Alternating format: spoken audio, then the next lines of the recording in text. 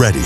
They say they need to ban the podcast equipment and take y'all mics away. And oftentimes when I listen, shit, I agree. For real talk.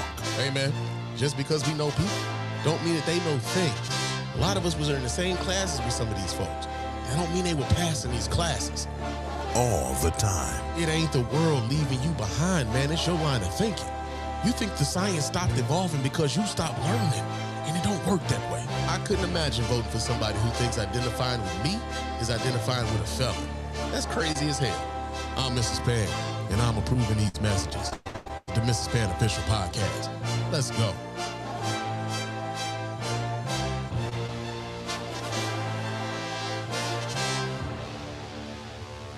Yo, what's going on, everybody? Welcome to the Mr. Spann Official Podcast. I am your host, Mr. Spann. This is episode 90 of the show. And I am not by myself tonight, man. I got a friend from like the social webs, man. We've been homies for a long time. Never even met it at all, but we be like kicking it hard and on Facebook, talking politics and shit. I got my girl Alcinia here with us. Say what's up to the people, fam. Hey, what up? I'm happy to be here. Yeah, man. Yeah, it's good to have you on here.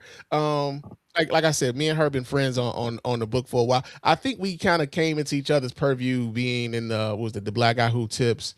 I think so. That's how I met so many people through the Black Guy Who Tips the Facebook group. That fan group. Yeah. I don't know how active the fan group is anymore, but like it was. Yeah. It's a lot of my girl Cook. You know, shout out to Cook. Yeah. Over in the Facebook fan group, like my girl too. And now, what's the other group that we're in now? What was it? The one that Dre put together. I'm forgetting the name of it. Hard R's. Oh yeah. Straight up, man. It's good folk. It's good folk in there, man. That's the one thing I like to enjoy about all of those groups, man. It's good folk in there from all over the country, man. And you know, shout out to Rod and Karen for like even facilitating that group at that time. I know they got, you know, it got a little wild for them for where they couldn't. Yes. You're like, hey man, you know what? Y'all got it. Y'all got it. And I don't blame them one bit. Yeah, that's the one thing too. One of the things I had to learn when I was like trying to expand like the Spann Report into not just like the show, but also like have like a network of shows. There was the learning curve of like I had this other show that I had brought on from another friend of mine, and they were a little bit more than what the audience was ready for. Like they were like, "Yo, Spann, what the fuck is this?" And shout out the boat, but like the Black, White, and Yellowish podcast, they was a grand opening, grand closing because that shit lasted one episode. Like, nah, man, we can't do this. Ooh. Fans was not happy. They was like, "Spann, what the fuck is this, bro?" Like I'm thinking, hey, you know, you don't have to listen to them. But they may have an audience, but they're like, nah, not with your shit though, man. I'm not doing this. We not doing so. What were they saying? Were they like saying some ignorant shit, or they were three military guys, so they were all friends from the military, and like, you know, some of the military humor, I don't think it really blended with the audience that we had cultivated over here. You know, it was like some of it was a little bit kind of conservative leaning, some of their sensibilities and whatnot. And so when folks found them on the feed and they were like, "Yo, Spann, what the fuck? Like, what are you doing?" So that's the one thing about like trying to branch out and have all these different voices attached to your name, even though it might not be something that you necessarily endorse. People are always, you know, people find a way to attach that to you. So that was one of the lessons that I learned. I'm sure that Rod and Cam with the Facebook group was like, we kind of over this. Y'all got it. Y'all got it. It's like I would think it's like perpetually being in your own like comments with a bunch of strangers. Yeah. And that's just not healthy. Like the work I do, I work in comms, and every once in a while I check through them comments. Yeah. For the agency I work for, and I'm just like, no. Yeah. People are terrible. People say the worst things online. And yeah, and that's the other part too, right? So like this is a truism. I've seen it from at least for the last 10 years. One of the worst comment sections ever is a Facebook comment section on a news article. If you go to go to any news article on Facebook without fail, if it's a crime story, trust me, all the races are coming out. All of And it. everybody's pulling out their political swords in those comment sections. Like it's a cesspool. And the before that, it used to be the YouTube comment section, and which, and to a large degree, that it still is that. I was gonna say YouTube Yeah, still get it cracking over there. yeah, yeah. Like, Like wow. people just be like, it's weird how social media has socialized us to a degree where Hmm. folks are instantly antagonistic for no reason Yes. at all. Like if there's something that they agree with, by and large, they'll hit the like and they'll keep moving. This as Yeah. soon as they see something that they disagree with, oh, motherfuckers is hitting the keyboards like this Yeah. because like it's the way in which it just keeps everybody glued to the platform, Facebook, Yeah. Twitter, Threads now. Like I just notice it. Like folks will like just come at you antagonistically, like, man, what do you want? Why are you even here? I don't And know you like not that. only, I think because it also has like socialized us this way, that's Mhm. also the way we interpret the things that people say. Yeah. Like I was on Threads one time and this girl was talking about how she got a promotion at work and this guy at her job emailed her and was just like, congrats. The he was like, congrats. The something is like the work is going to be better up here, or the level the bar has been raised. That's what he said. The bar is higher up here or something like that. Yeah. And so the way she took offense to what he said, and everybody else in the comments was like, it sounds like maybe he was giving you a compliment, like because you're now going to be like elevated to leadership, like things are going to be better. Yeah. And I was like, oh, this is really a lesson in perception. Like Yeah. because she already had the negative slant on it, she thought he was like talking shit, like you can't reach the you. I don't think you can reach the Yeah. bar, and so you better be realizing like how hard it's going to be. And everybody else is like, well, it sounds like he's saying you're leveling it up. Yeah. So yeah, I And think social media makes us look at everything as an attack when sometimes it don't be that. And also, I think a lot of people have autism, undiagnosed autism, ADHD, all the things, and they just are taking things literal and don't know how to like find the implied meaning in yeah, between words. yeah. And then there's the also the lost context when you're just reading the words and you can't hear the words coming out. Yeah. And so like you don't necessarily like and oftentimes like I think emojis kind of like try to uh Yeah. place, and add nuance to certain topics. Like, yeah, I'm not necessarily like, really crying laughing out loud, but I'm also letting you know this is meant to be funny. You know what I'm saying? Like Yes. Yes. I'm not literally just like, pissed off, but at the same time, like, just understand like this is what I'm trying to convey with this, Mhm. because you don't have the tone of voice to go with what it is that you're saying. So like it can misconstrue how folks are really taking in the information. Yeah. Yeah, but before we get too far off into the show, I gotta remind folks, man, how they can get in touch with us over here at the Mr. Spann Official Podcast and let your voice be heard.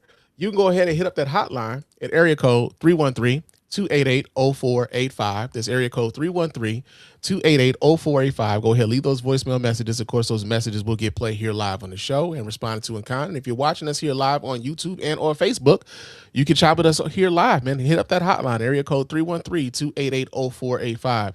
You can also follow me on Threads and Instagram. My name on both of those platforms is Mr._Spann. So go ahead, follow me there. Chop it up with your man Spann throughout the week.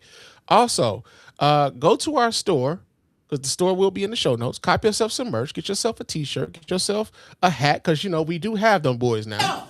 We got some hats now, motherfuckers. Yeah, we got hats in the store. You know what I'm saying? We got coffee mugs. We got sweatshirts. We've got hoodies and whatnot, man. So that's one way for you to put down for the show. You get something back tangibly when you donate to the show in that way. So we really appreciate you guys for doing that. Also, hit us up on Spotify and or iTunes with a 5-star review. Those 5-star reviews are the ones that get right here live on the show. We really appreciate everybody who does that. Doesn't cost you a dime, just a couple minutes of your time to let everybody know why you're rocking with us over here at the Mr. Spann Official Podcast and the Spann Report Podcast Network in its entirety, man. Real talk. But we got some stuff that's happened since the last time Man. I was on the mic. It's been a while. It's been a while. And shout out to my man Jay Fool. Jay Fool be in my ass, man. He like, yo, Spann, man, when you hitting the mic, bro? Like, what's happening? And I was I'm like, yo, AJ bro, Cool. J. Cole be on my ass. He'd be like, yo, man, what's happening, man? Like the people need you, bro. Where you at, nigga? Like, all right, man, I'm coming. Trust me. But He not wrong because it's too many of the wrong black men or just yeah, men in general with podcast mics, and we need more of yeah. the people who are reasonable to like fill the space. I know, and it'd be like I watch. That's the other part too. Like I'm trying to expand some of the voices that I listen to also, because I know it's not. And shout out to Rod, and shout out to Karen, and shout out to Chris and D Palm, and shout out to Shirley and Clove, like all these like the podcast, the traditional podcasts I've been listening to. I've been listening to a lot of them, but I also been listening to like folks over on YouTube. Shout out to my man Jew over at Jew Almighty. Shout out to the hit, them young fellas out of Chicago, man. Like I really like those young boys there give me hope. Like if you've ever heard Yes, yes, I have. I've seen their they clips give anyway, me and I'm hope. like, I love them kids, man.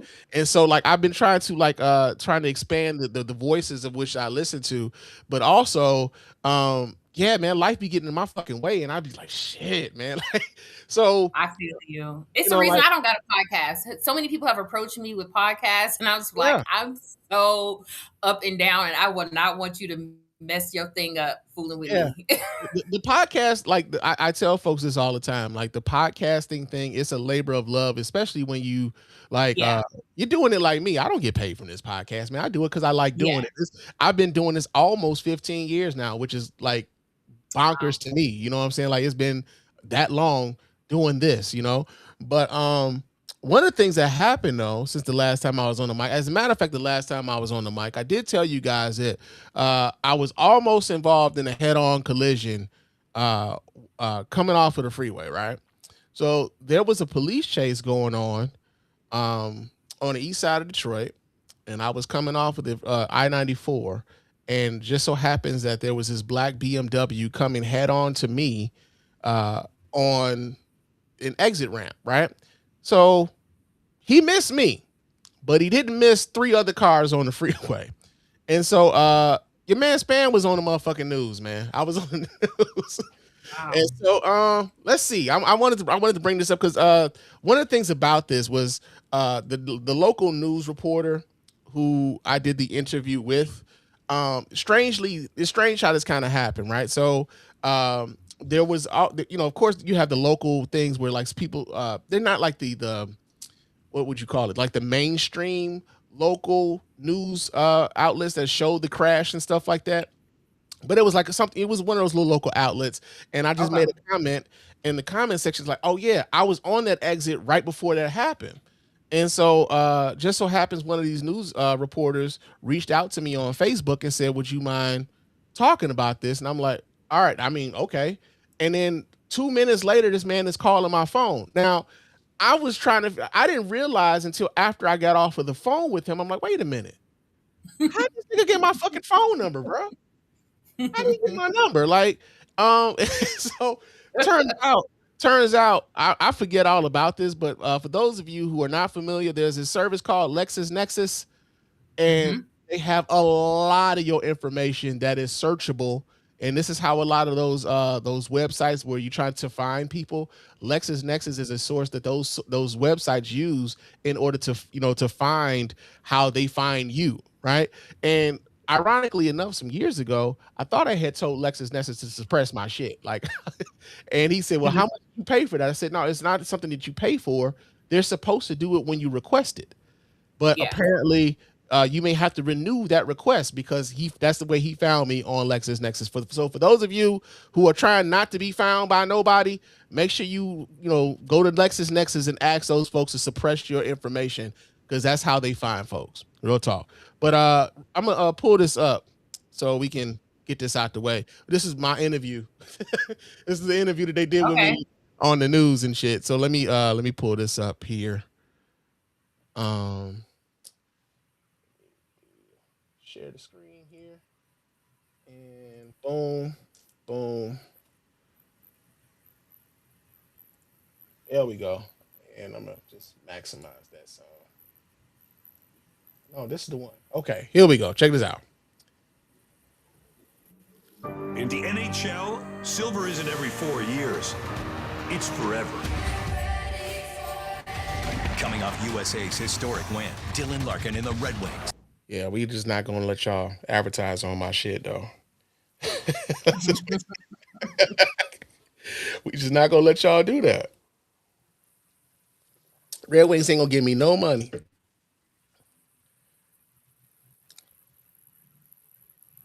All right. And yeah, here we go, y'all. Off the exit, exit 220 kind of winds around a bit. And I saw this black car, and wasn't sure what make or model it was, but I saw a black car coming my way, and for a hot second, I was wondering if I was making the wrong turn. Antoine Spann still gets chills just thinking about it. He was on I-94 as a Warren police pursuit ended in a wrong-way crash on the freeway on Detroit's east side. Luckily for me, I got over just in enough time to like give them, room to move out of the way. But as soon as I looked in my rearview mirror, I saw them. I saw the first impact on that on 94. Another would soon follow. It all happened around 4:30 Sunday afternoon. Spann recounting the chaotic moments that lasted seconds but felt like forever. It moved in slow motion, man. Even the whole thing about the car coming my way was like, am I going the wrong way? Yeah, that chase began near 11 Mile and Shaner. That's where police spotted the suspect vehicle while responding to what dispatch audio seemed to describe as a domestic violence situation. You want to box him in? Box him in. Right here, he's right here. He's getting ready to take off. He just ran patrol car. 50 priority. He just ran the scout car eastbound 11 Mile. And it was off to the races from there. The driver of the black BMW sedan fled eastbound on 11 Mile, then south on Groesbeck Highway. The chase is the latest Warren police pursuit that ended in a crash. This one, however, did not involve any serious injury, something Spann is especially grateful for. I'm glad to hear that, Yeah, because that was my biggest concern, that nothing good could have come from that situation. We living in crazy times, man. Like, that's desperation, if anything else. I don't know if they really thought they were going to be capable of getting away from that situation, but when you're desperate, you're not really thinking straight. Now, police say this is an ongoing active investigation. The suspect was taken into custody and will likely be brought up on criminal charges in the coming days. Stay tuned. I'm Randy Wembley, 7 News Detroit. Yeah, so that happened. And one of the first things I thought, I always used to hear this shit when I was younger, but yeah, TV does add 10 pounds, man. I was thinking, I was like, his face looks so much rounder. Yeah, oh my gosh. TV definitely adds 10 pounds. I was like, shit, man, am I really that bad? I think because it flattens you out. It like compresses you. I don't know. Yeah, so I you know what? All that to be said, I'm glad that the thing of that accident didn't turn out to be fatal for anybody. Yeah, it definitely was scary. I was like, man, what the fuck am I really going the wrong fucking way? Because he was coming fast, and I didn't realize the police were chasing him until after he had blown past me, and then I saw the cops. Like, oh, okay, that ain't gonna end well. And sure enough, look in the rear view, boom, somebody getting fucked up. So yeah, that happened since the last time y'all saw me on the mic, man. So we got that going on. But also, the Reverend Jesse Jackson passed away last month. It seemed like Jesse Jackson's body has been on tour for the better part of the last month and a half. Man, he's going to South Carolina. I want to say he was in. They were talking. There was talk about trying to have his body lay in state at the Capitol, and what's that dude's name? Mike Johnson didn't want any parts. He was not having. Yeah. But yeah, so his homegoing services were finally done yesterday. They did not reach the 8-hour epic that was the Aretha Franklin funeral. Aretha Franklin, man. That was my whole work shift. I was like, okay. When Aretha Franklin's funeral, like it was lit. I want to say that might have been the longest funeral in the history of funerals. It's got to be, outside of maybe a pope. Like, yeah. Aretha Franklin's funeral was massive, and I honestly thought that Jesse Jackson's funeral would have come close to that. He was short by a good 3 hours when it came to his funeral. But one of the things I thought that was interesting about the death of Jesse Jackson is that it comes at a time, especially in a time politically where we're so divided and polarized, and also we start looking at folks in different lenses as more information about their person and their personality comes about. And it kind of makes me wonder, like, would someone like a Martin Luther King Jr. or someone like a Malcolm X, like how they would have fared in a social media time? Because like I Malcolm don't X doing viral like a mug. all the time. I mean, and for their time, Malcolm was always going viral, right? If you think Yeah. about it, like for their time, and Malcolm stayed going on the talk shows to go and do rhetorical battle with not only like some of those white conservatives, but also some of those black bourgeoisie Negroes Yep. who were like, I've made some modicum of success even in this, and I don't want to lose that. And so Yeah. as we start losing some of those folk, I'm watching people not even an hour before Jesse Jackson passed on. I'm watching people from Chicago saying, "Man, Jesse Jackson wasn't shit." And if y'all knew any better, I was about to honor say. Jesse Jackson. And I'm from Chicago, and I've heard things about Jesse Jackson. Jesse Jackson spoke at my uncle's funeral. Like, oh wow.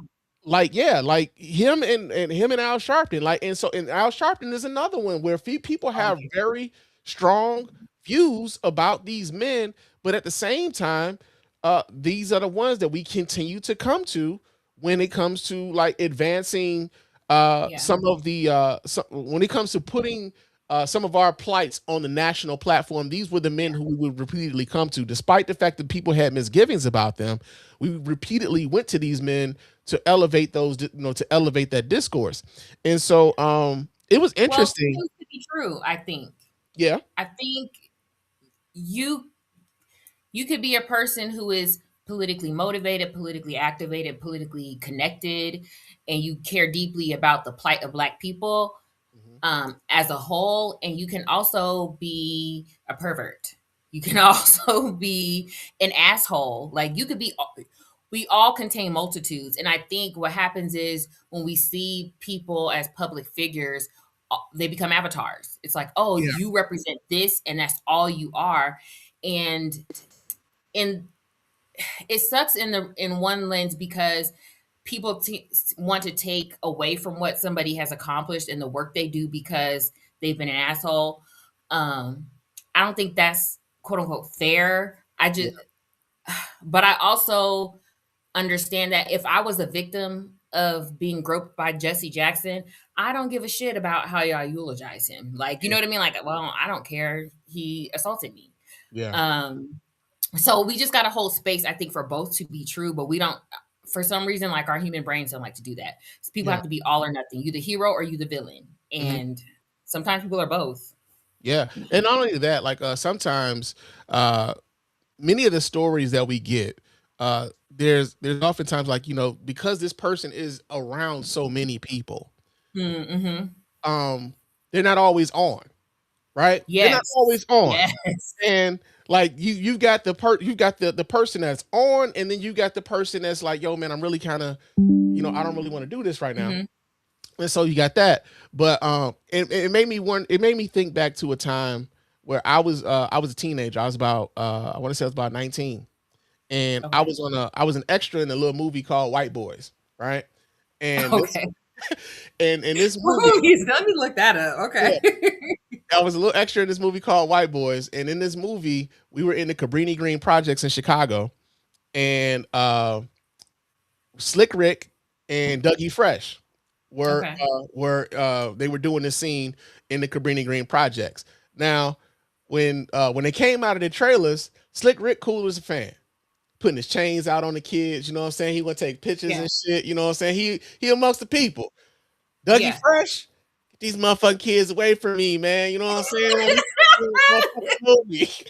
and in my 19-year-old self, I'm also a little militant too, right? So I'm like, nigga, do you know where you at? We in the Cabrini Green projects and you talking shit. Like, I'm not even from Cabrini Green. I just know where the fuck I'm at. The police can't save us here, bro. Like, they here, but they can't save us, man. And he talking grease, and I was like, for the longest time, to me, Dougie Fresh was a bitch for that. I mean, That I Carrie, was like, I'm like, bro, you in the projects is 12 o'clock at night. These kids out here, they excited because it's a movie being filmed in their neighborhood. yeah. And you being a dick to them. Meanwhile, Slick Rick taking off all these damn gold ass chains, hanging them around these kids next. They love Slick Rick good anywhere he He go. ain't even Black American. Psh. Let's not even go into that. Okay, yeah, we won't go there. We gonna say that shit for another episode because I swear I was thinking about that FBI shit too. But I hear you. But yeah, man. When they're not on, oftentimes folks will have a bad impression of them, and that carries with them, and they will tell that story until they die. Like, oh, anytime that person comes up, oh, that motherfucker ain't shit, man. I remember when I met that motherfucker. And so you carry that in. They friends say, well, remember that time you said, and then that becomes a thing. And so, with Jesse Jackson, That's such a good point because even in real life, if you encounter somebody multiple times, you can. I mean, even if the first time was kind of weird, if the second or third time is better, you can kind of give away like, okay, maybe they're having a bad day, or Yeah. you have people who can personally vouch for them, like, oh, Yeah. all right. But yeah, if you have a one encounter with somebody who's Yeah. also famous, that's just it. Yeah, and so like they always have to be on. And so and then Yep. on top of that, you've got to think about the entitlement, especially like with some of these parasocial relationships that we have now with social media, where people feel like they actually know you because Yeah. of the way we share everything online now. It's it's Have you that run into people like? Have you run into people that you've only known online, and they're like, "Hey, you're Mr. Spann." it's happened once. It's happened once, and I was glad it was a good encounter because Okay. because again, like when you talking with folks online, sometimes again with the way that people engage antagonistically, sometimes like, okay, yeah, that's me. What's happening? Like I don't know what that interaction was with that person online. It could have been a very negative one, and now I gotta, we gotta scrap it out.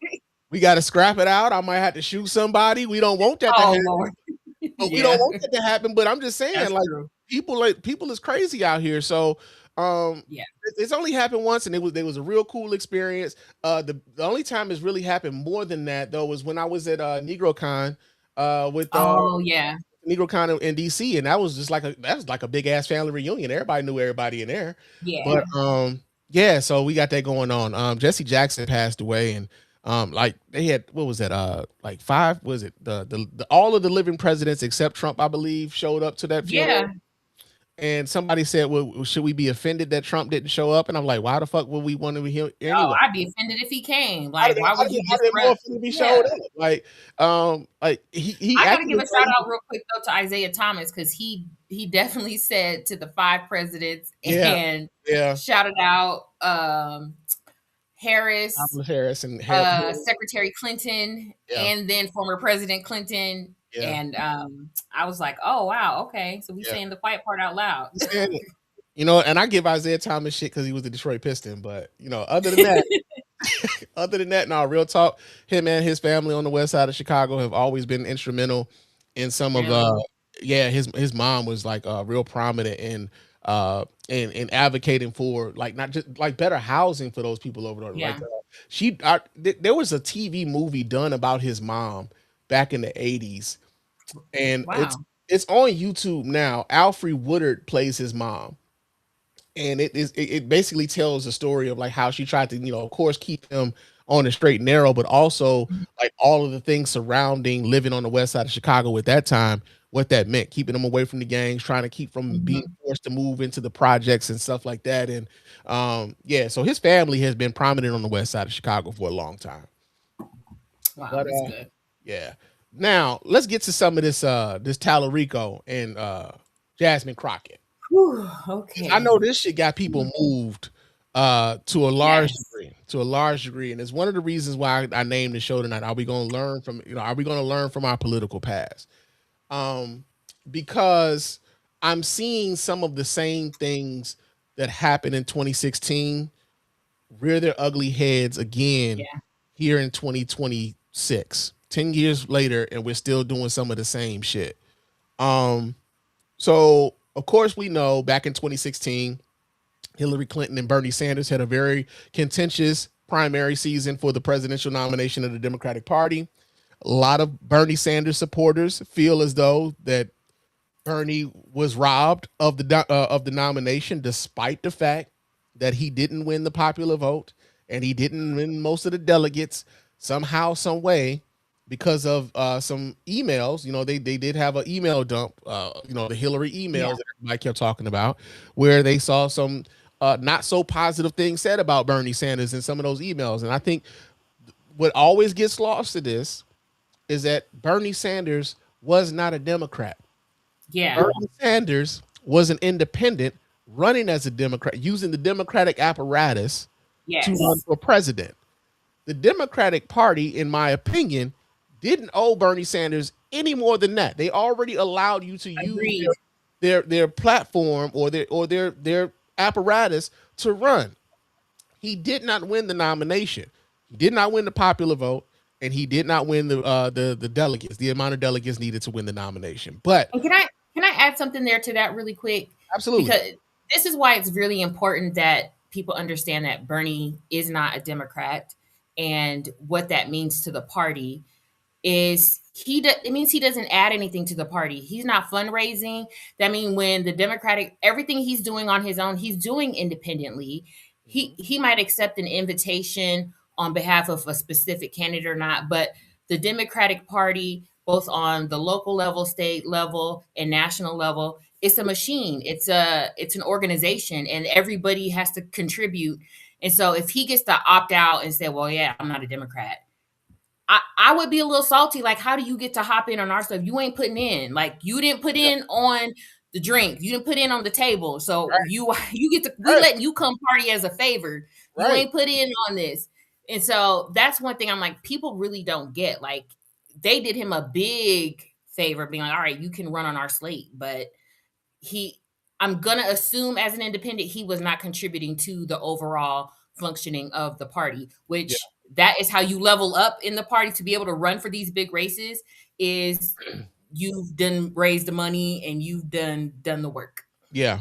And another part too that I think gets lost, and I've said this when I was on Twitter, and even now when I'm starting to see a lot of these Bernie people show up on threads, Bernie Sanders refused to come off of the class and race thing, where he never really engaged the race issue.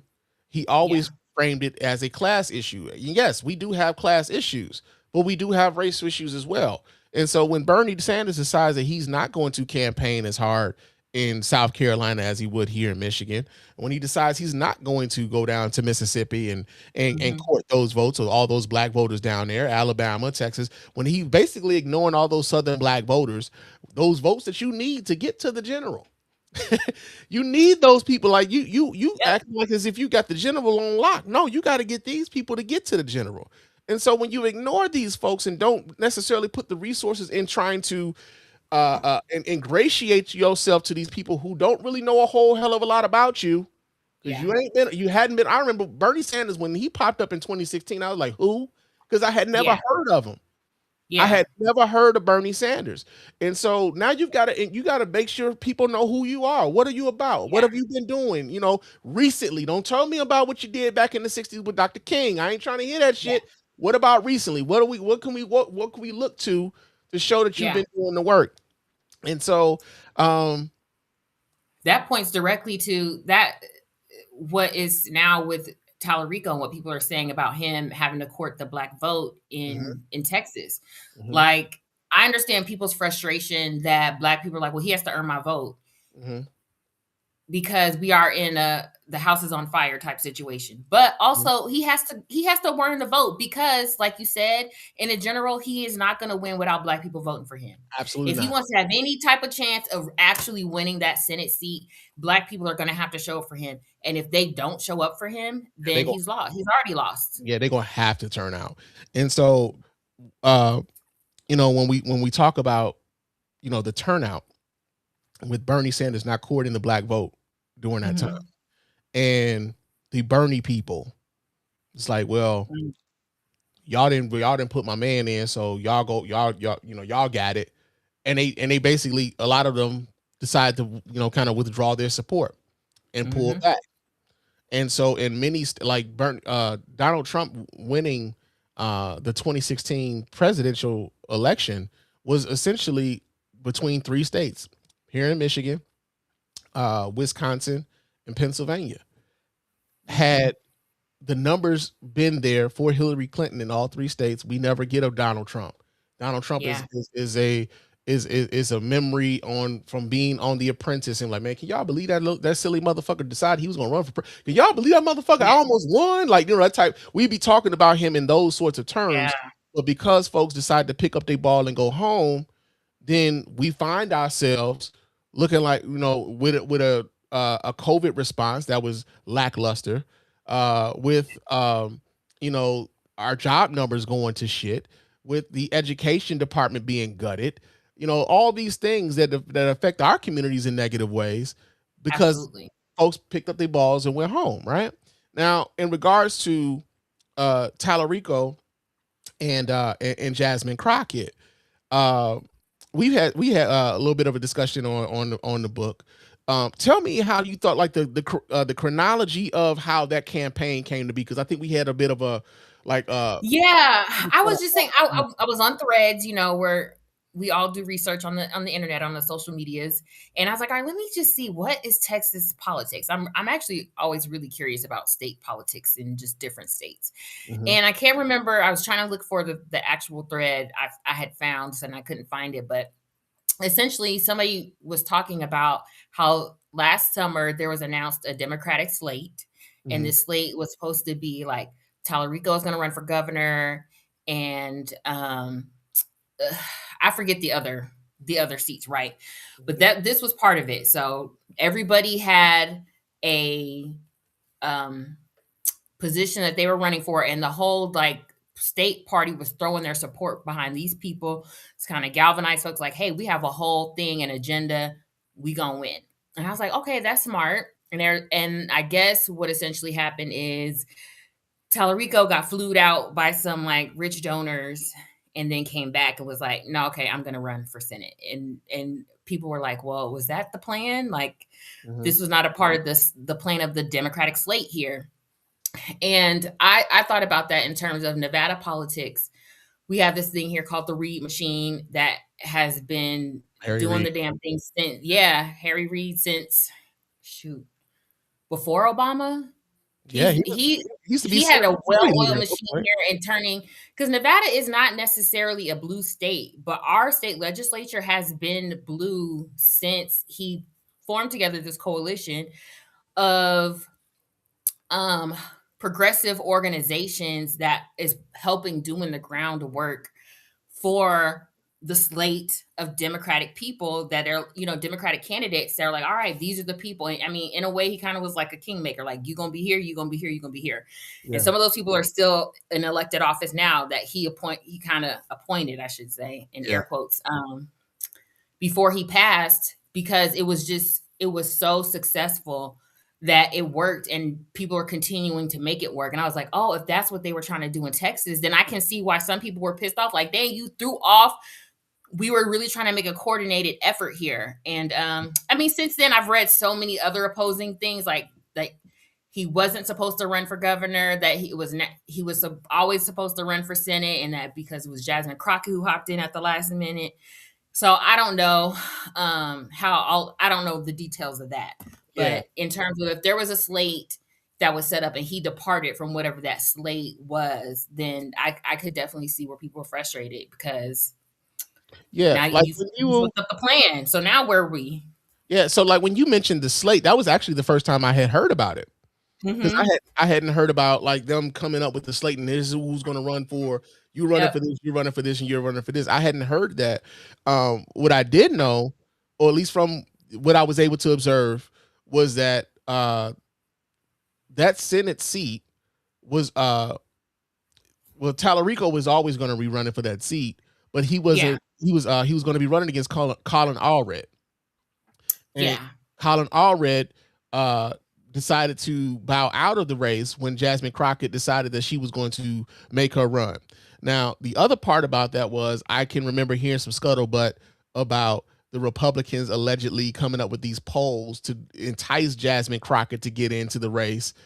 as a way to get her out of her seat because she went on Roland Martin a couple times to talk about it, where they were talking. She said she had her own polling where where they were saying, no, we feel confident in that we can get the requisite support, and it was based on her own polling. But the Republicans were trying to frame it as though, no, we came up with these polls in order to get her to feel like she had a legitimate shot at this race and for her to get into it.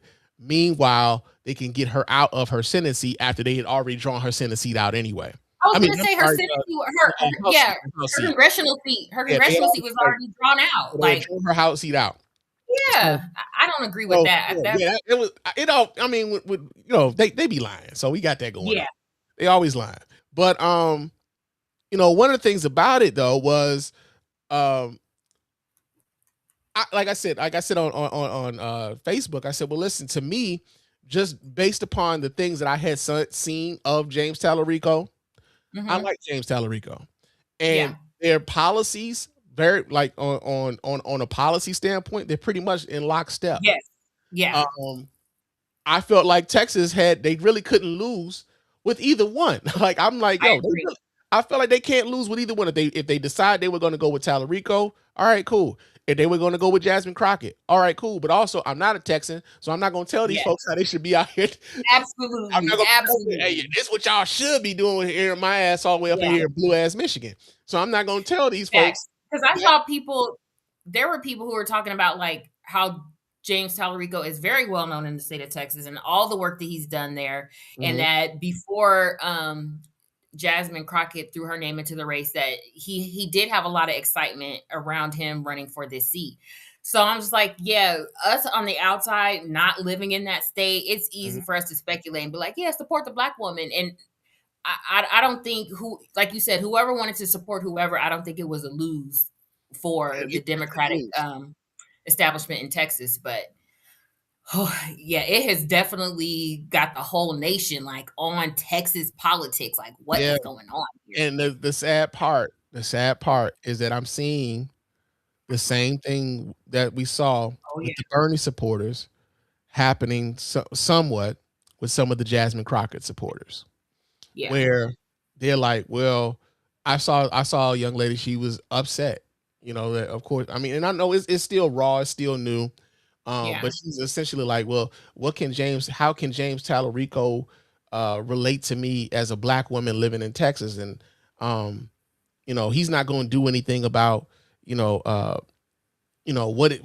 going to do anything about for me as a Black woman living in Texas. And I'm just like, well, again, on the policy, they seem to be pretty much in lockstep. Like, as a matter of fact, Jasmine Crockett, as soon as she, after, and there was some shenanigans, and we're going to talk about them shenanigans too. Okay. But Jasmine Crockett, when she decided to concede, was like, all right, we need to get back. We need to get in the fold with Tallarico, because this is like, if you decide you're going to take your ball and go home, guess what? We still lose. We still lose. Still lose. You pick up your ball and go home. Now Tallarico doesn't win. I don't win. And now we got a motherfucker can't none of us stand. Right. And so I feel like Democrats have to do a better job. And I hate to be one of those people like their messaging, right? Because I don't think it's always that. But you got to paint the big picture for people that like, no. We just need a Democrat here because what we really want to do is get this motherfucker out of office. And we want to arrest him and put him in jail. Like you got to paint the whole picture for people so they aren't tied to one individual. You're tied to the plan. You got to and I think that's where Republicans are just so good at that. And they will vote in lockstep because folks are voting for the agenda, the racism, the misogyny, the all oppressed people of color. There's that old political adage that Democrats fall in love and Republicans fall in line. Yeah. And I've seen some of that where it's like, yo, like we saw this in 2016, hell, even in 2020, these motherfuckers they got to earn my vote. They got to make me want to vote for, that type of shit. Like, hey man, you do understand that like politically on a policy basis, this person here more aligns with the shit that you want as opposed to this person who doesn't give a fuck about you and isn't even advocating towards any policy that would affect you in a positive way. And we've gotten to a point where so many people have become so apathetic towards the political process, and then social media does not help. I was just gonna say that. Social media does not help, because then you get, because of the way these algorithms work, you can get sucked into this rabbit hole where suddenly nothing matters anymore. The Republicans don't love you, the Democrats don't love you, and you might as well just stay home because ain't nothing gonna change. And it's like, who benefits from that? Republicans And benefit what from benefits is that. always the establishment. It's whatever the dominant culture is always going to end up just winning. Like, okay, we're going to perpetuate white supremacy because this whole shit was built on that. Yeah. And it sucks because on one hand, I understand those feelings, and people have to be able to hold space for their feelings and then know we still have to move forward. Like, hey, I'm mad somebody set my house on fire, but I still got to get the fuck out the house because the house is on fire. Yeah. And if people kind of have that mindset, you could be salty, but also I'm reminded of when Obama said to some group of organizers, like, yeah, it's your job to come push me to the left. Like, you have, like, I'm in office, you got to vote people in office and you got to push them. And so I think people assume that their vote is the one thing. Like, okay, I voted for you, and that's the end all be all for me. Yep. And that is not the end all be all for you, because one, since we got Citizens United, these politicians are beholden to corporations. And the only other thing that will keep them not beholden to corporations is people in the community showing up, writing. Like, they have to then be able to go back to these big donors and be like, I got 10,000 emails about I can't do it. I won't get reelected if I do this XYZ. Sorry. And I think folks are lazy. That's just the long and short of it. It's because they don't want to vote. And then if they do vote, they think that's the end of it. And that's not it. Like, you don't have the society you want to live in by opting out, by only complaining. These people have the world that they want to live in because they fell in line and they got to work. Yeah. And you got to be able to, like, go in. You essentially got to do the bare minimum. Like, this is the part this is the part that frustrates me. I was having a conversation with one of my guys at work. He saw a clip of something I put on, I want to say it was Instagram. Saw a clip of one of the podcasts on Instagram, and he asked me about it. And it was about why black folks vote for Democrats. And there's a history behind why we do that. It's not just because we are loyal to the Democratic Party. It's politically expedient for us to vote for the Democratic Party at this particular time. It's not based out of loyalty at all. But this was a man who his understanding of politics was, well, my mama always told me that we vote for Democrats, so that's what I do. And I'm like, well, bro, that's cool when you 18, because you don't necessarily have all the, you don't necessarily understand maybe the policy or whatever, and so she's trying to make it easy for you to go in the booth, but she wants you to vote the right way, But when you fucking 45 to 55, bro, like, that be the part. You can't be walking in there and that's the same calculus that you're using to go, like, nah, man, you got to understand why you voting for this person. And it's not because you can't pay attention, it's because you refuse to pay attention. Because the shit is right there. Like, if you can send me clips on Instagram of some funny shit, if you can send me clips of some shit on Instagram of some political shit, you could do it if you wanted to. People don't think of their lives in terms of politics and policy. Yeah. And I don't know how much of that is intentional, by the powers that be. They don't want people to think about their lives politically, but your whole existence, I always am telling people, like, your very existence is political, especially as a black person, as an of color person, as a woman, as a queer person. Like, your very existence is political. And if people really start to think about it like that, in terms of whatever type of special needs you might need for your kid who has autism in school, that's funding going all the way up to the federal government. Whether it's the libraries and the availability of the library hours in your neighborhood, to the parks, to the DMV, to every single thing to the type of grocery stores in your neighborhood and zoning. Like every part of our lives is political, but people don't want to think about it in those terms because, I think we'd rather be entertained, but that's a Yeah, different conversation. and that's just That's a different conversation, but people really do have to really think about their lives. Like, okay, everything I need from my society when I step out these doors, whatever expectation I have when I step out into the world, that is political. And how do I make that benefit me and the people I care about and the greater community at large? Mhm. And you know But what? people, I tell folks this all the time. Even like you don't have to do the politics, but the politics will yeah, definitely do you. facts. And even I'm like, even in a position where like I have a union job, like even Hmm. the union, it's like oh, that shit is political too. Oh yeah, Like who we decide is going to be a union steward or the chief steward yep. or the president of the chapter or the president of the entire union, like that all matters. Who we decide, how much we decide Oh to yeah, donate to our political action committee, all that shit matters. And so when you work in this is the flip side. This is the funny part about having a union job, is that you work with some of these guys who have these union jobs who tend to vote Republican, who hate unions, hmm, and will do everything they crazy. could to gut the benefits and the wages that you earn that your union collectively bargained for. They want to Yep. weaken your union. And it is wild to me when I see these guys. I'm like, do you understand that you basically cutting off your face? I mean, you cutting off your nose to spite your face Gosh. because you don't think that I should be here? Because And that's the quiet part. that's the That quiet part. gosh, it's Yeah. really I would love all these benefits except that I want to make sure the black guy, the Mexicans, women, I don't want no gay people in here. Like I only want people who look like me, think like me, believe like me, worship like me to get these benefits. I remember I'm a really big fan now of the Frontline documentaries on PBS. Oh, me too. I love those fucking documentaries. I fall asleep to those documentaries all the time. And I will wake up and I will turn that bitch back on. I will listen to it shit. I will listen to it while I'm at work. And there was this one documentary where they were talking about uh the I want to say the busing of the kids from school, like from Mhm, black neighborhoods to white neighborhoods in the schools and mhm. stuff. But it was also in conjunction with like how they were integrating unions.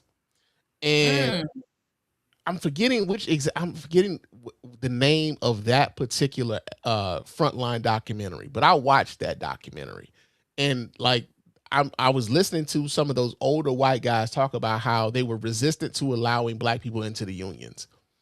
But wow. then when they, when they were forced to integrate the union, how they were like, okay, so these guys are cool or whatever. But then Mhm, some of the black guys are like, well, hey man, can we get my kid up in here? Because I got, I'm in the union, this, that, and the other. mhm, And he was like, see, that nepotism works for you now, don't it?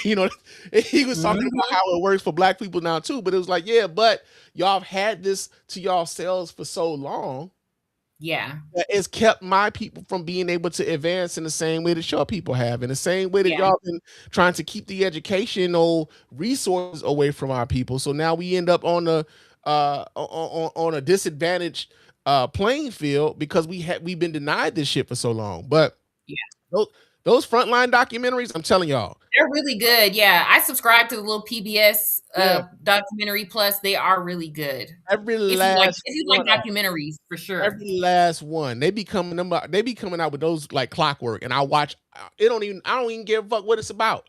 I will watch it because it's Frontline, for real. Yeah. They are that good, real talk.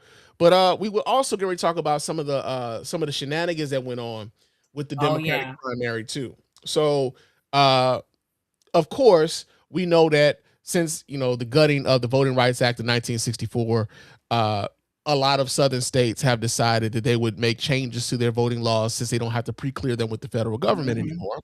And so, um, there was a lot of confusion about where people were to go to mhm. vote for their in the Democratic primary. There was a change made where I want to make sure I get this right. Hold on a second. Let me just go ahead and pull the story up.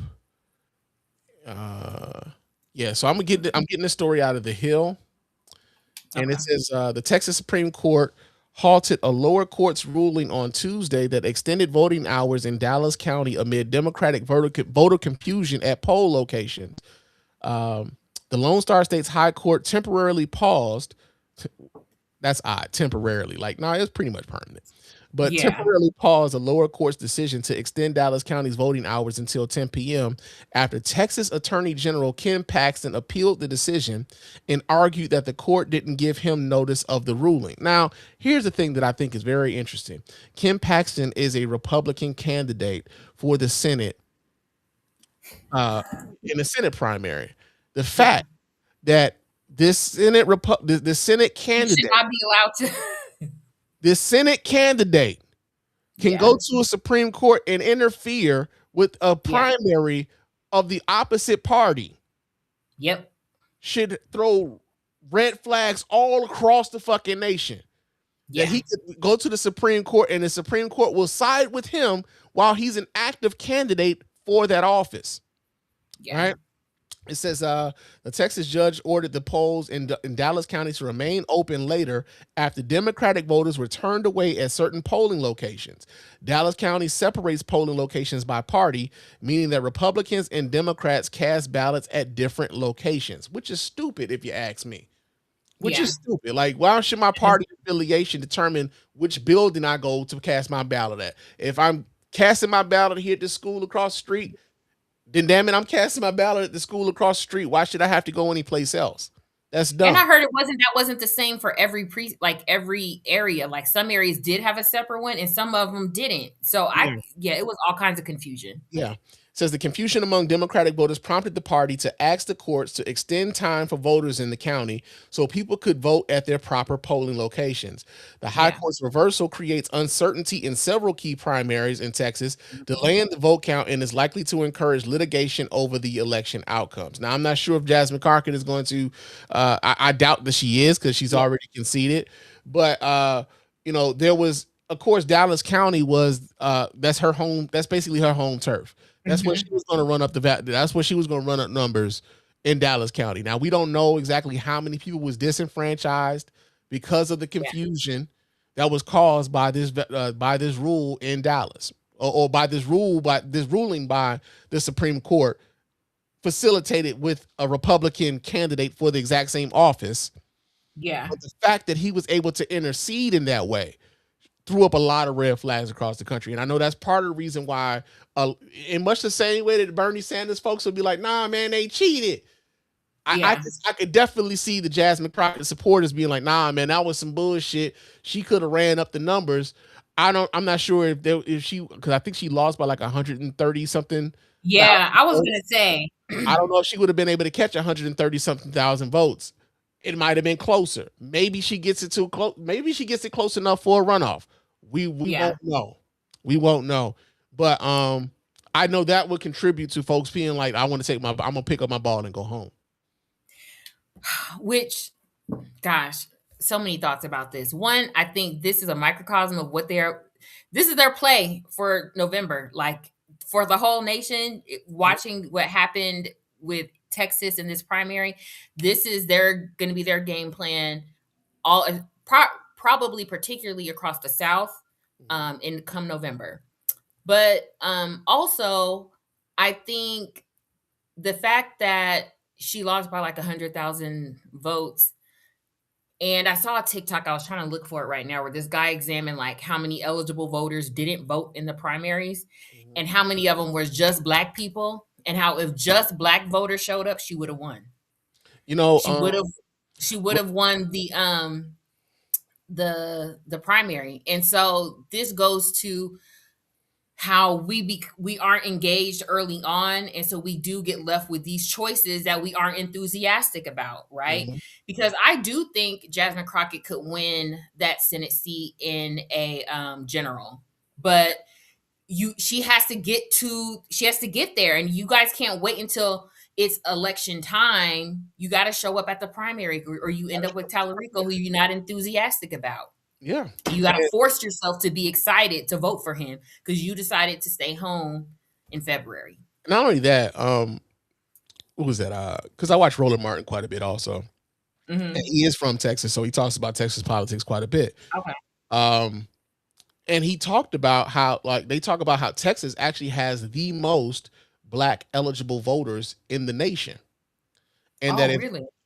Texas black voters voted their numbers, Texas would have been turned blue a long time ago. But Wow. again, when it comes to some of these voter rule changes, when it comes to the way in which they like they close polling places, they have longer polling lines, they don't have enough polling machines, these sorts of things, and some of the more populous black centers in Texas, like Harris County was where I believe Houston is, Dallas County.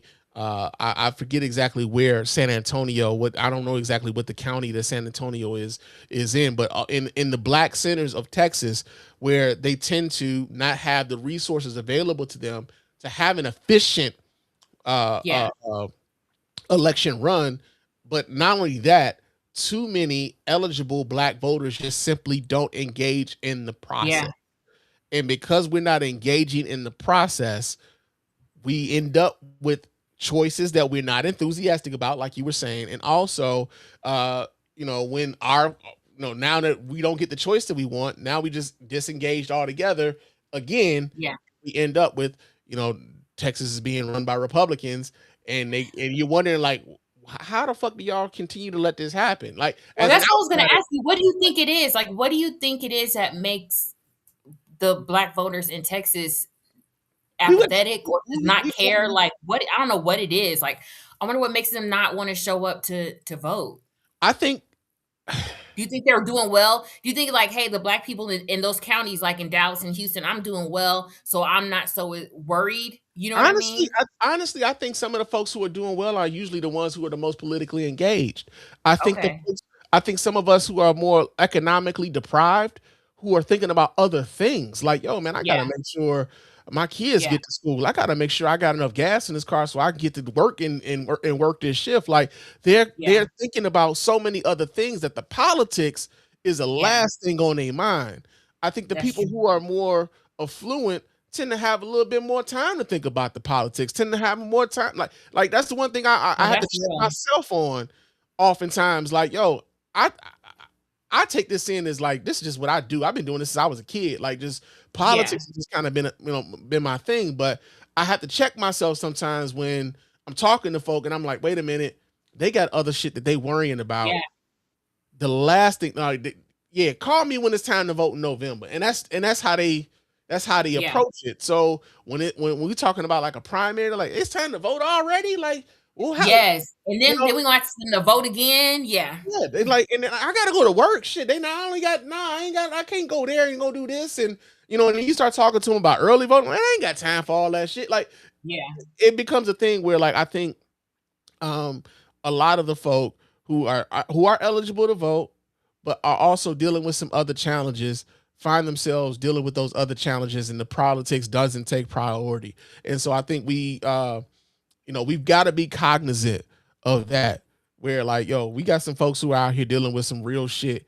And although we are frustrated with the fact that they aren't as engaged as we would like them to be, they also are dealing with some real shit. And we got to figure out a way to help them deal with that shit, but also become more politically engaged. And I think that's the challenge that that a lot of politicians and also people like myself who if they are listening to me, like, hey, man, this is where you can go and register, and you can do your early voting. You ain't even gotta wait for voting day, man. Go ahead and do the early voting, get your absentee ballot, vote your shit, send it off, man. You ain't gotta worry about it no more. And teach them how to do that.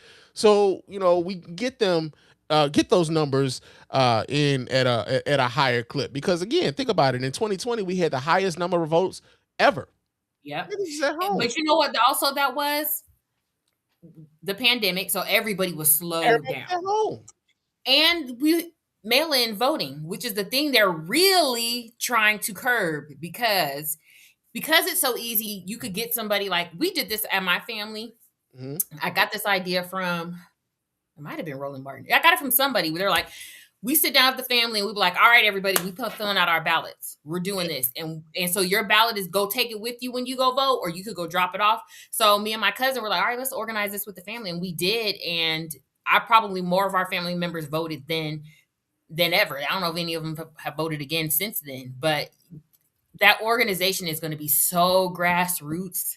Yeah. Like it's like family to family type That was shit, actually pretty grassroots dope that level y'all of did that. organizing people. That was pretty dope that y'all did that. Y'all voted as a family. That was actually, I'm pretty sure like some tacos. Well, shoot, and I sure found out some Trump supporters in my family.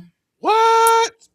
Yes, and God bless them. But so how did that conversation go at that time? How did that conversation go when y'all found out that like y'all had them in the group and they were like, nah, this is what I'm doing. They got the younger ones got cussed out. The older ones, we just was like, y'all are old Jesus freaks, and y'all are of the age, y'all are of the sentiment, I'm a Christian before I'm black, and that's on you. It's this baby boomer generation who has been able to do well for themselves, as like I'm super saved, sanctified, and this new wave of Christianity, the what is it, the Christianity of I make a whole lot of money. That means Jesus has blessed me. Yeah. Prosperity, the prosperity gospel. Yeah. And so I think the older people were kind of like, yeah, of course you. But some of the younger ones, they got cussed out real good, told how stupid they were. And now it's come around and folks are like, well, sounded like all these podcast bros. I didn't vote for that. Well, you did. Yeah. So I in that regard, I do have sympathy for some people. Folks be on them white people like, oh, don't be friends with your family. I'm like, I got family members, and I told them what to do, and they're just dumb and they're ignorant. And also, just the trick of social media. It's like we are all subject to our algorithm. So if you in the algorithm of anti-democratic stuff, that's what you're gonna see, and you're gonna be like, yeah, swayed that way. Yeah, I know. I know for me, the family members that I do know that are Trump supporters, I haven't seen them in a long, long time. Like, and the only reason I knew that they were Trump supporters was because we were connected on Facebook, and then I could see it, and I'm like, damn, cuz they got you, and then I could just go ahead and, I didn't unfriend them, but I just like muted their ass because I didn't want to see them. I'm like, nah, I can't do this. I'm not you. But there was also one time I had went home to Chicago, and went to a cousin's house, and my brother was there with his kids, and his kids also live in Michigan, but they live in like northern Michigan, and northern Michigan is like Trump country. So they some kind of way, I forget exactly how the shit came up, but I let it be known. I said, listen here, I don't fuck with Trump supporters. If you're a Trump supporter, I don't fuck with you.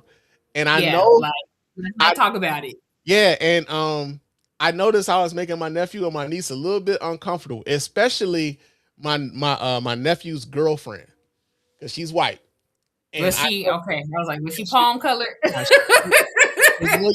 She's a little young white girl, and I know I'm like, she's the product of what she was raised and stuff like that. Yeah, I'm letting them. I was like, just understand, I don't fuck with Trump supporters. And my cousin like, so if I was a Trump supporter, you wouldn't come over here no more. I said, absolutely not. I would not fuck with you. Like, I'm not coming up for what? Like, why would I do that? And so, I've been vocal about it. Like I've disowned friends and shit. I'm like, I don't fuck with y'all. So I don't advise that for everybody. I don't advise that for everybody. But I will say I've been very strident and vocal and open with the people around me that if that's what you own, then you don't want to be around me, because I'm not gonna make it comfortable for you. Yeah. It's not gonna be comfortable for you. That's kind of me, because like I'm not gonna switch up my conversation or my politics because of you. What you're going to hear is going to make you question your own integrity, is going to make you question the bullshit you've been fed. And you probably are going to be uncomfortable being around me. Yeah. Because if you bring up some bullshit, I'm going to debunk it right then and there. And you're going to be like, oh, no, well, but no. And that's the other part, the conundrum that we run into because of the way these algorithms are going. Like, you can debunk some shit all day long, and they would just find another way to justify that exact same thing that you just told them was some bullshit, and you had reasons to, and you had facts behind what you told them, to the point where I've seen Trump supporters. I saw this. There was this other show I want to say. It's not called Crossfire. I'm forgetting what it's called right now, but they had some young influencers on there. One of them was Adam Mockler, and the other one, it was a conservative young lady. I'm forgetting her name right now. Okay, I don't know none of those people. But the idea of fact checking, conservatives resent the idea of having their shit checked. To like, they resent the idea. So like the idea of fact checking, hey, we're gonna make sure that this is actually what the policy is. We're gonna make sure that this is what the legislation actually says. They resent you even doing that. They resent, you know why? Because they think, because it's intellectualism, and they're anti-intellectualists. Like, oh, you're behaving like an elitist. Which is funny. That's the only thing I can assume. Because most of the people that they call elitist, or the people that would, I'm sorry, because y'all can't hear me, but most of the people that y'all would say are elitists, or they would say are elitists, be like, well, aren't you elitist too? Because you went to school with them. Right. You went to those same schools. You went to those same Ivy League institutions. You got that same ass education that they did. Yeah. You're working in the same industry that they're working in, but somehow, some way, you want me to believe that they're the elitist and you're not. Yeah. Make that make sense. You went and got that college education that you're telling these kids not to go get. Because you want there to be a lower class of folk servicing you. Yes. And you want that. And so like the irony is that like so many people don't recognize the okie doke right there in their faces, like right in front of them, right? Like they playing you right now. It requires critical thinking, and critical thinking requires you to be uncomfortable. You have to deal with that dissonance that most people, we aren't taught how to deal with those conflicting emotions inside of us. And so if you don't know how to deal with that, you're going to just stick to the script. You're going to stick to your conditioning. You're going to stick to what feels most comfortable for you. You don't know how to deal with it. And so aside from knowing how to critically think and then how to reconcile those mixed emotions so people can understand, well, two things could be true at the same time. Or maybe I was wrong. Maybe I learned it wrong. I'm not wrong. Like, I am my human beingness. I'm not a wrong person. I just understood it wrong. And now I know better. I'll do better. Like, people don't know how to separate that and do that. And that is all, I think, on purpose with our lack of our poor education system. Like, they don't want people to be able to critically think and how to be emotionally aware, mature, all the things. I think the other part to that also is because of the way we've been socialized lately, especially with the way that social media operates, is that admitting to being wrong is seen as a weakness. Yes. And so when you have the president of the United States who does shit wrong all the time, but refusing to apologize for anything, to take accountability for anything, he will take credit for everything that he believes is right. But when everything fucks up, no, I don't take responsibility for that at all. Yeah, it's always somebody else's fault. It's all like, well, that's what they told me. Well, that's what somebody else said. Like, nigga, you the president. What the fuck? The buck Come on now. Buck stops with you. I'm trying to say that. Man, but like, so like when you're surrounded by people who think that just admitting being wrong is a sign of weakness, then like people will just continue to just double down on the wrongness because they don't want to be seen as weak.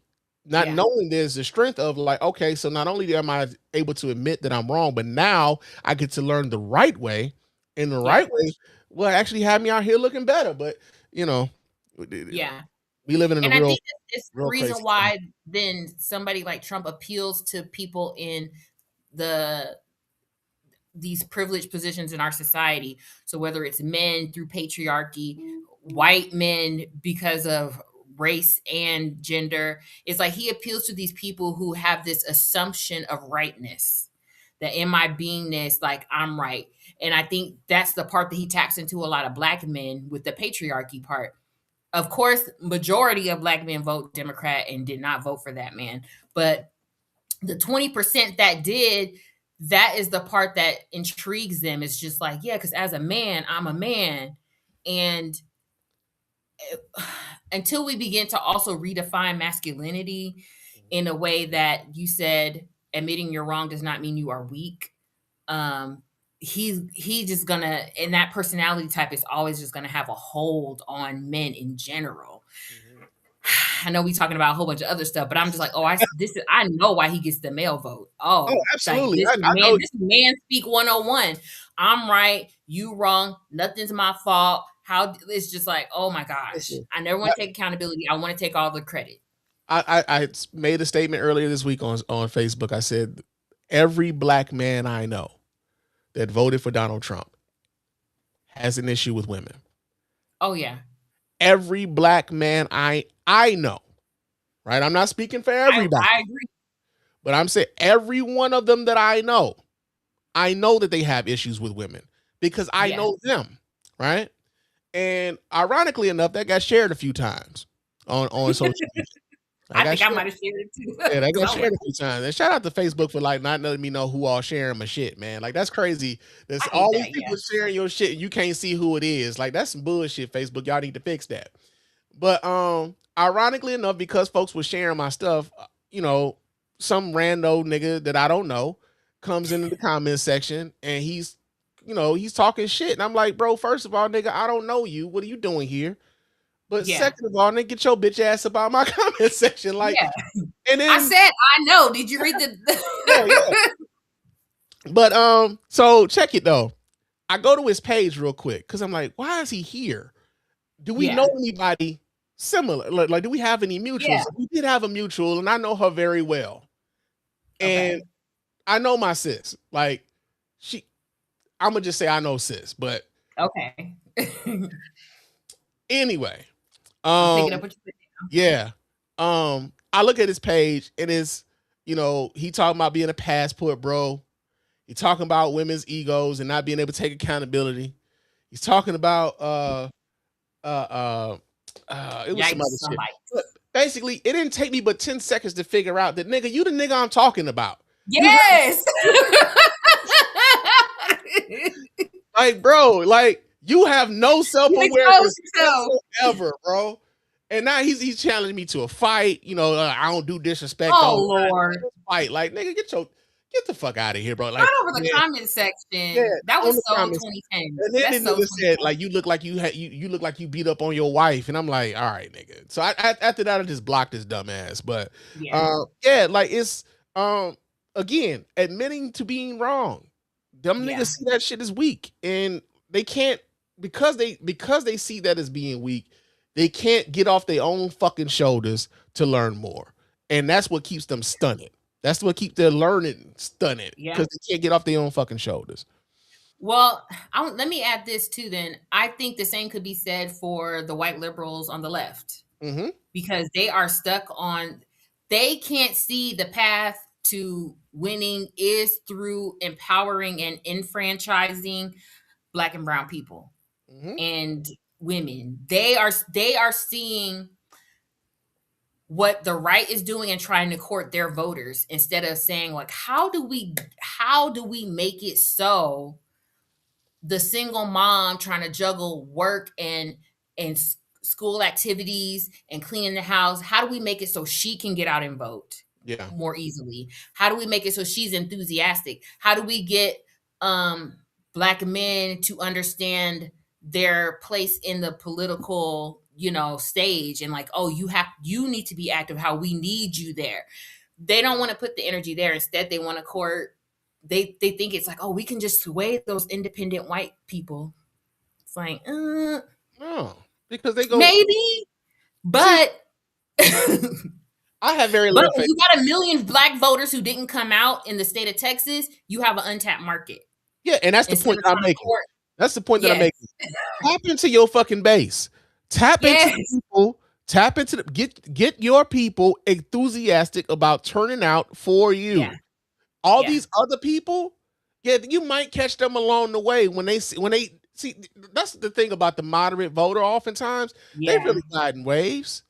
They ride in waves. I mean, think about it. Barack Obama ran in 2008 the first time, like Yep. he wasn't the dude that like he wasn't. It wasn't a shoe-in for Obama to be that guy. People were very like, let Hillary Clinton be the one. And I'll never forget this because I used to listen to Sirius Satellite Radio back in the day.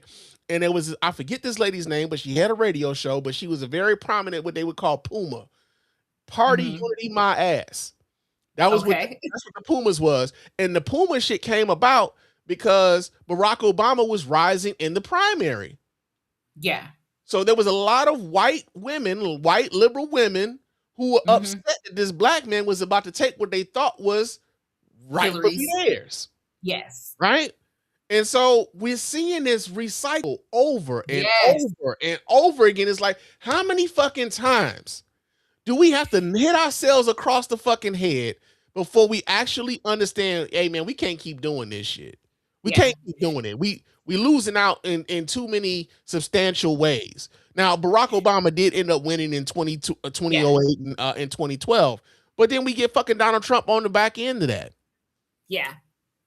So and I think that is part of the people in those privileged positions don't want to admit to being wrong. It's like, you don't want to admit like, oh, maybe I'm looking at this the wrong way. Maybe there's another approach other than my approach.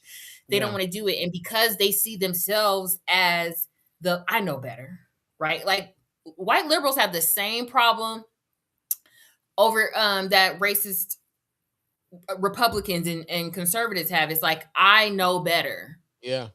It's like you're just the same side you're just the other side of the same coin. Yeah. That's your racism that thinks you know better. And that you think whiteness is the center and that whiteness is the answer. Yeah, again, I just want us to learn. I need us to learn these lessons because as the older I get now, and I'm starting to, when you get older, you start like these movies start playing over and over again like sequels, and you just like, so we gonna do this again? Here we go.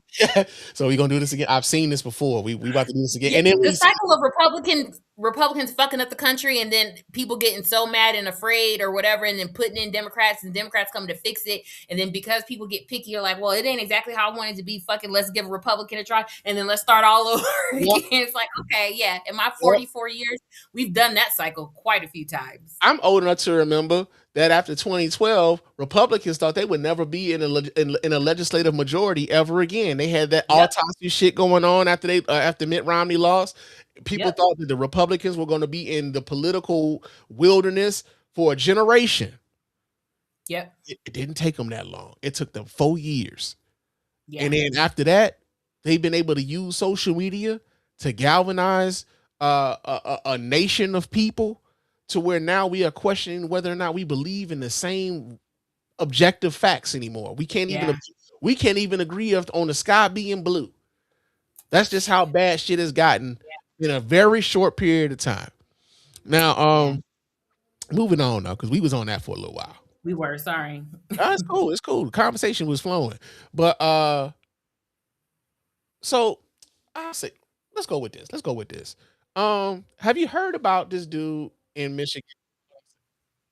He was refused service at a Smoothie King because he had a Trump. Okay, I didn't hear about it. All I kept seeing was Smoothie King trending, but I didn't understand. I didn't see the video. Was like somebody they said they were a Trump supporter, and the Smoothie King worker was like, "I'm not gonna serve you." So we're gonna watch the video. Cool. We're gonna watch the video.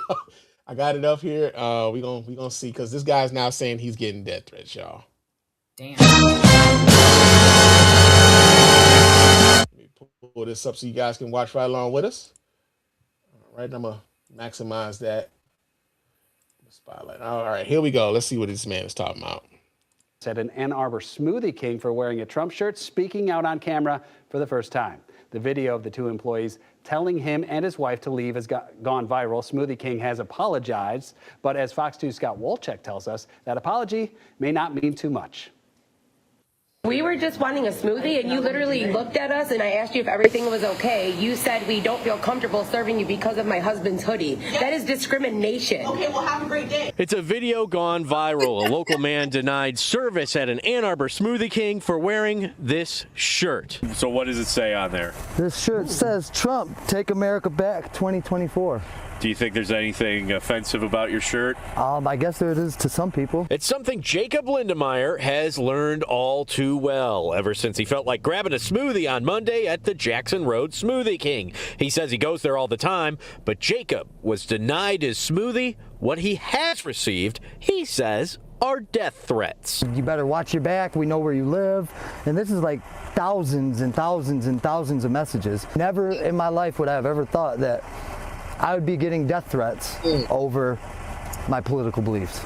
Hey, you know that's a crime, right? It's not. Discrimination is a crime. We have the right to refuse search here, and that's what we Not due to political views, though. We've worked so hard to get where we're at. Yes. Now, like, I'm an entirely different person than I used to be. And now a lot of these people are trying to bring up my past, like things. He was on meth and he used to sell meth. That's what he's talking about.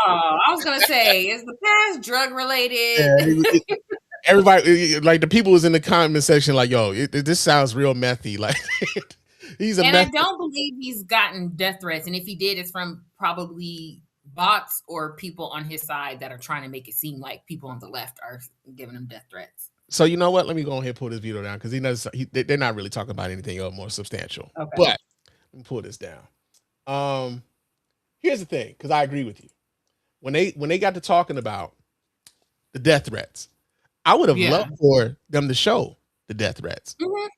Or, hey man, they send you a voicemail saying, we know where you live and all this. Play the voicemail. Play the voicemail. Show the text messages of these death threats, these thousands and thousands and thousands of death threats that you're getting. Where were they?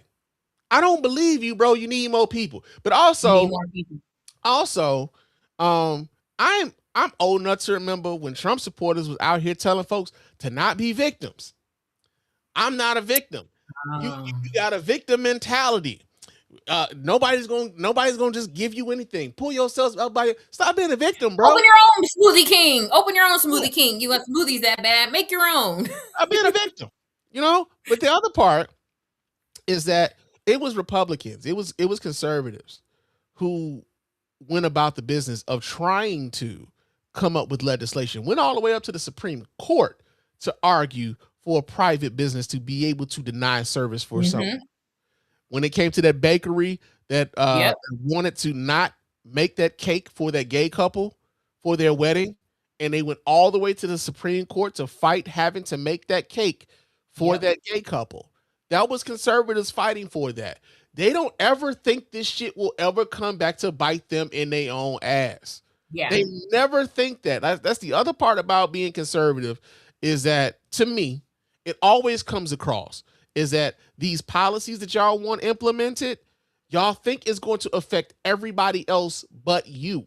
The moment they see themselves as the default. Yeah. The moment it affects you, then suddenly it's a problem. Like, well, wait a minute, motherfucker. That's what you was asking us to do. Yeah. And so that young lady was saying, yeah, we have the right to deny service. If you came in here with no shirt, we could deny service. No shoes, no shirt, no service. Facts. But to act as though they were being victimized because he came in with a Trump shirt. Like, I ain't gonna lie. I walk up to some of the houses that I like when I go to a house when I'm working. If I see a Trump sign out front, I'm a little apprehensive about talking to those folks. I don't feel comfortable talking to these people. I'm like, man, I don't know about these people. Yeah. Only send one of the white guys over there and talk to them. I don't want to Absolutely. But I always end up like just doing the job and being professional or whatever else. But I'm not happy about like, I got to be in here and pretend like I like this motherfucker when I know this person doesn't necessarily respect my entire, existence. I don't like that shit. And they're open about letting us know. They can say it's about economic. That's the other part. I was going to say, because it's like you can hold your beliefs, but the way you project it onto other people is intentional. And I have to question what your intentions are when you are broadcasting it like that, because you're entitled to, this is, America, freedom of speech or whatever. You're entitled to that, but you're not entitled to project that on me. And when you do, what is it that you want me to feel? Do you want me to feel intimidated? Do you want me to feel inferior to you? What is it? And I don't know, that might be my my neurodivergent brain that was always looking for the subtext. Like, Yeah. And I'll just say, like, as a proud black man, I'm like, as a proud black man from Chicago, no less, you're not going to intimidate me, and you're not going to make me feel small. Yeah. You're not going to make me feel small. As a Them matter of two fact, things is to know. I'm really like short, what would we call shrinking myself, only to like keep my job, because like Yes.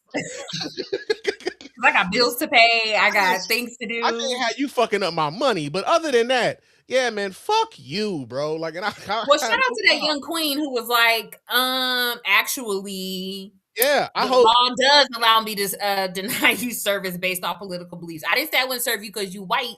I said I wouldn't serve you because you coming there with that Trump shit, and fuck yeah. that.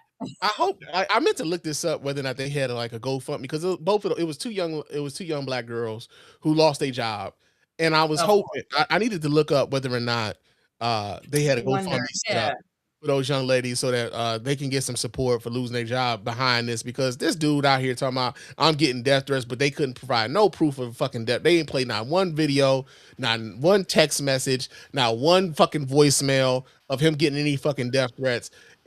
To me, it almost sounds like the shit when that woman called the little 5-year-old boy a nigga, and suddenly all the racists from around the country were sending her.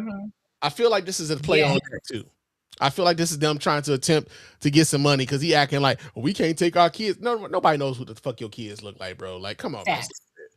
No, stop. Speaking of, did you see that video of the girl at the playground? This white mom came up to this black girl, and she was like trying to confront her over her son. And she was like, did you tell my son to shut the fuck up? And she was like, the black girl was like, first of all, your son came over here and said he was going to shoot me in the face with a gun and blah, blah, blah. And she was like, well, you shouldn't have told him to shut the fuck up. And it turned to this whole thing. But I was like, go ahead, young black. She was like, you should be supervising your child. She was like, where's your mother? She's like, you should be supervising your child because he's over here with a bunch of teenagers in our face, like not doing what he's supposed to do. But yeah, I'm like, okay, I'm impressed with these kids who was like, I'm not backing down.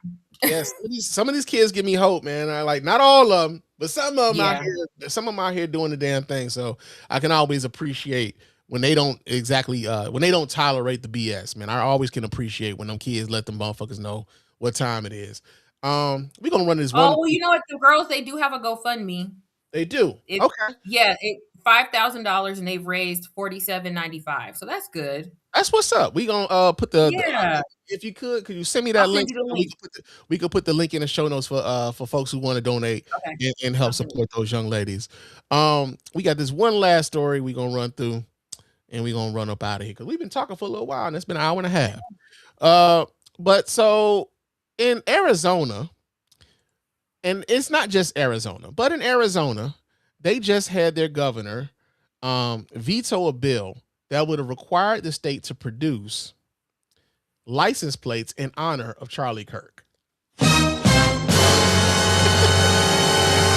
Now, I say Arizona. We're gonna play this video from Arizona.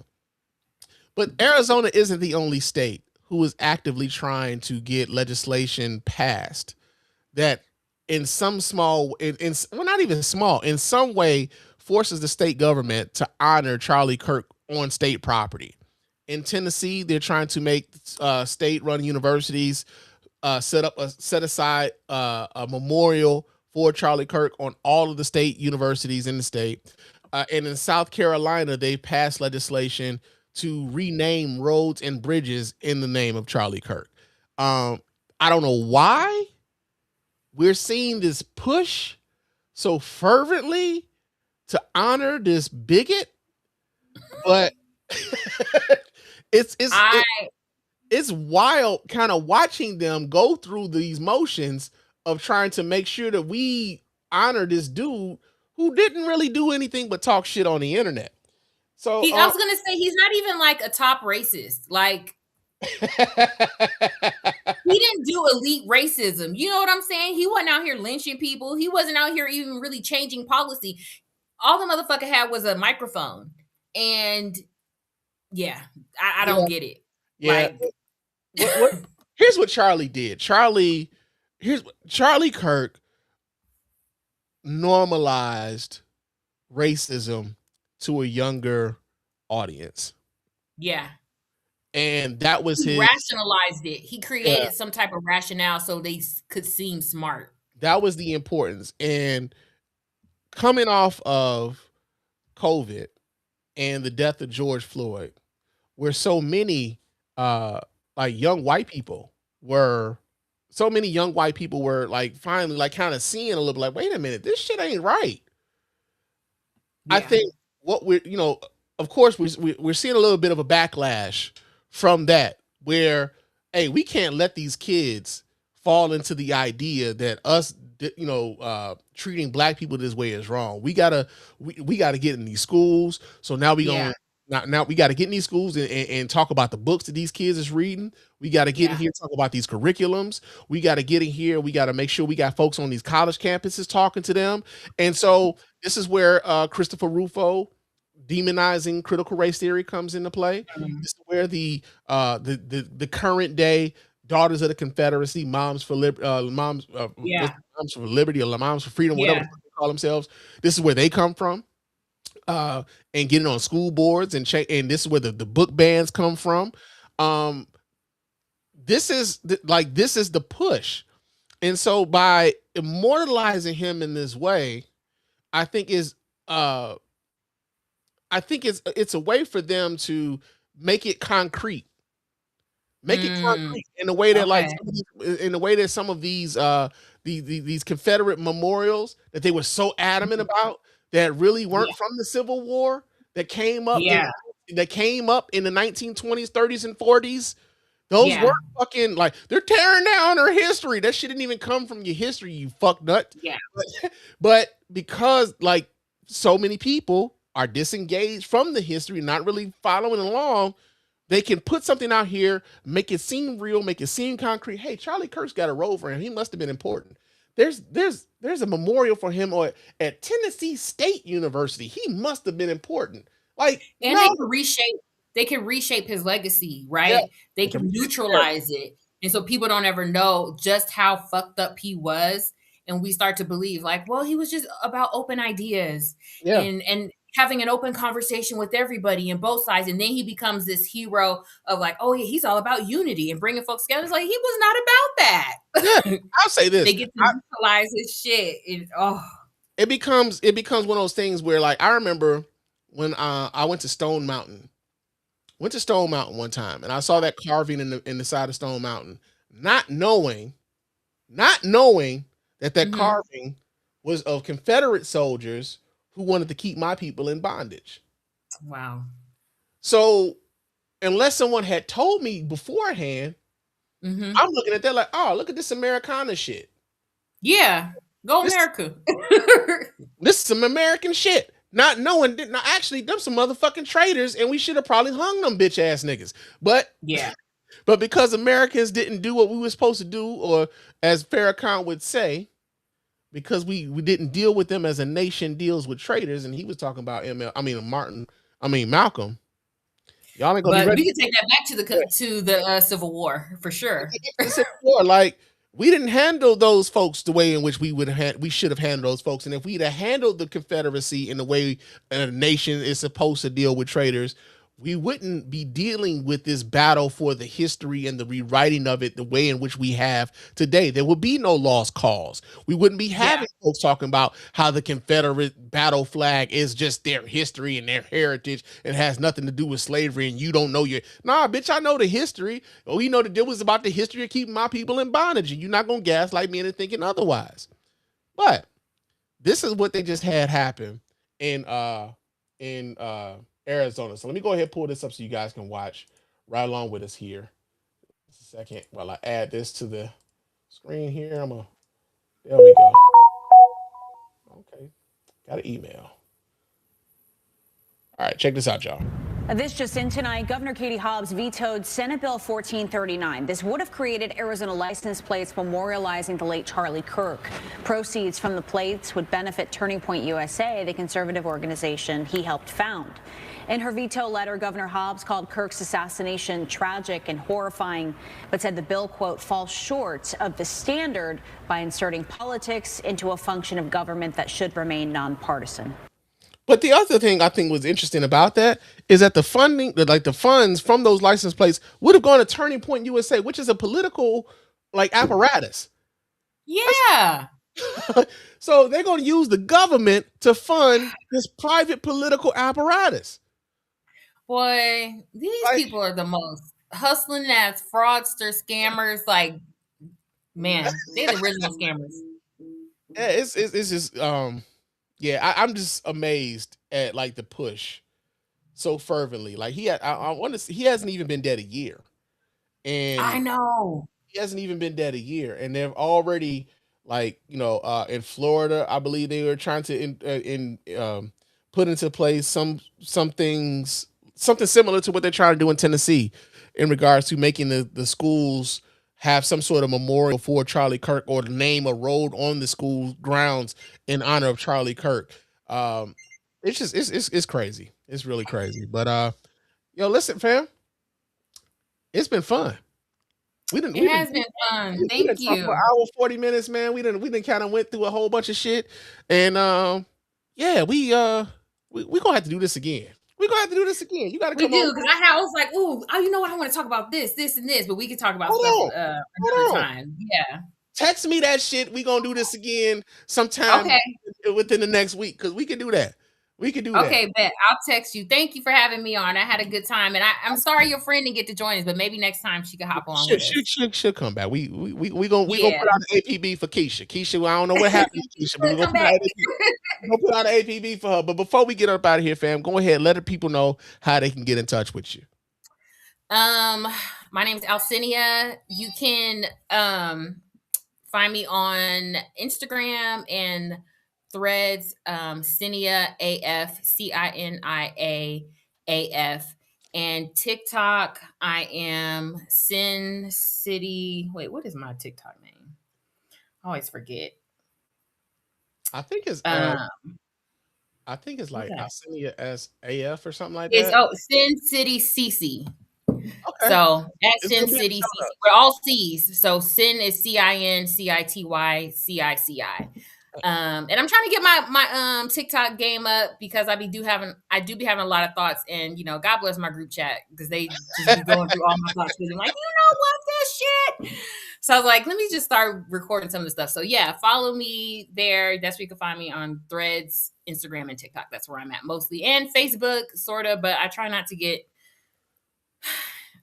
I try to keep Facebook the people I know already. So yeah, I definitely hear you on that, for real, for real. But yeah, and all of the contacts will be listed in the show notes, so you guys will be able to like go there if you'd if you're having troubles. But also, let me remind you guys how to get in touch with your boy here at the Mr. Spann Official Podcast. Let your voice be heard. Go ahead and hit up the hotline, area code 313-288-0485. This area code 313-288-0485. Leave those voicemail messages. Those messages will get played here live on the show and responded to in kind. You can also hit me up on Threads and Instagram. My name on both of those platforms is Mr._Spann. Follow me there. Chop it up with your man Spann throughout the week. Also, hit us up on YouTube. Subscribe to the channel on YouTube. Leave us some comments on YouTube. I know sometimes the comment sections on YouTube is a cesspool, but no, if you fucking with me, man, like we trying to cultivate the shit where we keep the assholes away. You know what I'm saying? So go ahead, subscribe to the channel on YouTube. Leave us a thumbs up and comment on the videos, man. We really appreciate you guys. Those comments, a lot of those comments, depending on what y'all talking about, will be highlighted on the show and responded to here live as well. Also, leave us a 5-star review on iTunes and or Spotify. Those 5-star reviews are the ones that get read here live in the show. We really appreciate you guys for doing that. Doesn't cost you a dime, just a couple minutes of your time to let everybody know why you're rocking with us over here, the Mr. Spann Official Podcast and the Spann Report Podcast Network in its entirety. And of course, you can always hit us up with some dough at the store and get yourself something back. You know what I'm saying? Get yourself a t-shirt, get yourself a coffee mug, get yourself a mouse pad or even a hat, because I should have worn my hat tonight, because it would have went with my motif. But yeah, man, we appreciate you guys for doing that and supporting us in that way, man. We really do. It helps us continue to do what we do here over here at the Mr. Spann Official Podcast, man. So we really do appreciate you guys for doing that. But once again, I want to thank my friend Alcinia for coming on and chopping up with us, talking this politics with your boy. And we will talk to you guys again soon. But until next time, fam, peace.